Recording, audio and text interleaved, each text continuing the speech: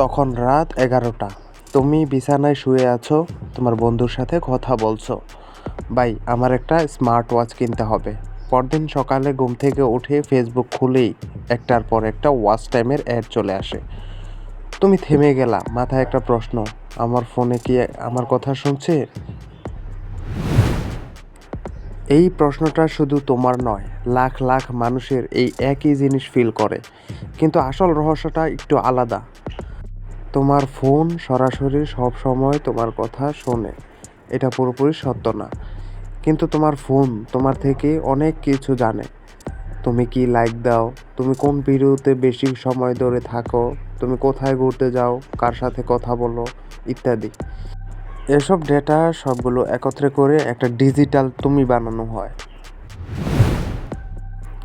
ধরো তুমি আগে জুতা নিয়ে কথা বললে, হয়তো আগেই তুমি জুতার ছবি দেখিয়েছিলে, কিংবা তোমার বন্ধুরা দেখেছে। অ্যালগোরিদম ধরে নেয় এই লোকটার আগ্রহ আছে বা তার বন্ধুর আগ্রহ আছে।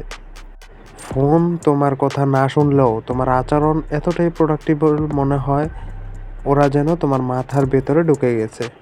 মানে তুমি ভাবার আগেই তারা জানে তুমি কী ভাবতে যাচ্ছ। তাহলে বোঝা গেল সমস্যাটা আসলে শোনানোর জন্য না, সমস্যাটা হয়েছে তুমি নিজের অজান্তেই সব তথ্য দিয়ে দিচ্ছ। তাই পরের বার যখন দেখবে তুমি কিছু বলার পরেই সেই অ্যাড আসছে, একটু থেমে ভাববো, তোমার ফোন তোমাকে ট্র্যাক করছে নাকি তুমি নিজেই নিজের রহস্য ফাঁস করে দিচ্ছ। তো এরকম ভিডিও পেতে আমাদের চ্যানেলটি সাবস্ক্রাইব করে আমাদের পাশেই থাকো।